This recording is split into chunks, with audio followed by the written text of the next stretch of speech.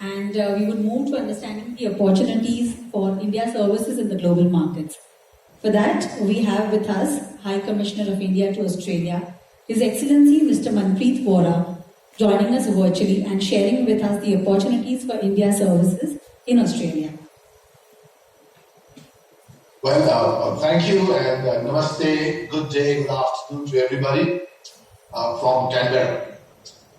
At the outset, let me thank the Services Export Promotion Council for coming up with this conclave, which has a very specific and a very timely focus. It is evident that if we wish to increase our service exports significantly, we will need to diversify the basket and identify new areas beyond IT and IT-enabled services. I understand the very ambitious target that SEPC has set, or the Government of India has set, for quadrupling exports of services from about $250 billion to $1 trillion by 2030. This is ambitious, but in my view, it is doable. In the case of Australia, its total service imports in 2019 were $79.8 billion US. However, India's share in this was only about 3%, or $2.1 billion. That placed India at the 8th rank among Australia's source countries for import of services. Of this, and discounting travel and tourism, IT and IT-enabled services as a single sector contributed the most to our service exports, almost half. Most major IT players, of course, are all here: TCS, Infosys, Wipro, Tech Mahindra, HCL, and they have a very strong and a very growing presence and a very growing portfolio here in Australia. But going beyond IT and IT-enabled services, which is the theme of our conclave today, avenues certainly exist for India to increase its export of other services to Australia, especially tourism, medical tourism, and healthcare, infrastructure services, labor-intensive services, and even education, which is generally an area seen as an area of net import for us. Though I'm not sure if the SEPC deals with it directly, tourism as a service export presents itself as a very obvious opportunity. Australia has by and large overcome the pandemic, and with a high level of vaccination across the country, borders have finally reopened, not only for returning Australians, but more significantly for Australians to go abroad, which they have been barred from doing, with only a few exceptions, since early 2020. This presents an excellent opportunity for the Indian tourism industry, with both Air India and Qantas having already announced their plans and dates for resumption of trial flights between Sydney and Delhi, and I'm sure other destinations will be added soon. I feel that we can again attract a significant number of visitors from Australia beginning this December, although I suspect that any quantum leap may be possible only sometime next year, since certain restrictions will still prevail for a while in both countries. Some Australian states remain cautious about opening up fully, and India too is presently restricting the length and duration of tourist visas. There is also the battle of perceptions, of course, about whether international travel is worthwhile and whether certain countries are now safe enough. It is noteworthy that Australians spent $32.7 billion on personal travel in 2019, or about 41% of total service imports of Australia. New Zealand, Indonesia, and USA have traditionally been their top 3 destinations, while India ranked 8th in 2019. Over the past decade or so, the number of trips by Australians to India have grown at an average rate of 11%, from just 140,000 in 2008 to 423,000 in 2019. Our revenue from this was about $1.1 billion. Going forward, I'm sure we can do far better than this, since it also needs to be noted that Australians in 2019 made 11.3 million outbound international trips, and India as a destination therefore accounted for less than 4%. While there is considerable pent-up demand for overseas tourism among Australians deprived from travel for almost 2 years, and while this presents an excellent opportunity for India to capture a good share of demand, our tourism industry and governments, the centre and the states, will need to step up with intensive marketing campaigns and attractive packages, while our airlines may need to find ways to keep ticket prices low. Our collective approach must be not only to get more first-time visitors, but also convert them into repeat visitors in future. And most Australians who have been to India once have also been there twice and a third time, or wish to do so. We must also not overlook the competition from other countries, particularly Southeast Asia, which is closer to Australia and has traditionally been a region of first and easy choice for Australians. And we must certainly also ensure that policies are well thought out. For instance, it is not entirely understood why we have restricted tourist visas to 30 days and single entry only, when it is well known that many travelers in the December-January holiday period, which is also high season for India, do take longer vacations and often combine multiple countries in South Asia, using India as a gateway or travel hub, and thus requiring more than one entry and exit. Opportunities in tourism also include medical tourism and healthcare. As for many other nationals, India holds the potential to become a hub for medical tourism for Australians also.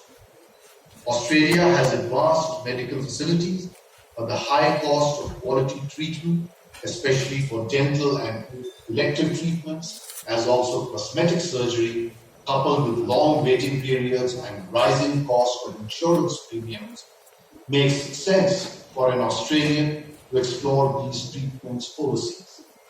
India has already made a mark as a good destination for healthcare and medical tourism, and we need a good targeted campaign in Australia as well. On an average, over 15,000 Australians travel overseas for medical treatment each year, and they spend about $250 million a year on travel for cosmetic surgery alone. After cosmetic surgery and dental procedures, heart surgeries, infertility treatment, and surrogacy top the list. Currently, their main destinations of choice are Thailand, Indonesia, Philippines, Singapore, South Korea, Turkey, and Malaysia. India too has the opportunity to become a preferred and reliable destination, offering cost-effective and high-quality treatment for Australians. As I said earlier, sustained marketing from our side is essential. Clinical trials by Indian companies for Australian drug manufacturers is another potential area of services exports for us. The rising cost of research and clinical trials in Australia makes India an attractive destination for this, as it already is for pharmaceutical companies from other countries, as well as for multinational drug companies. Moving on to education services, which are the largest service export of Australia to the world. Australia attracts a large number of overseas students, including Indians, every year to its universities and TAFE providers.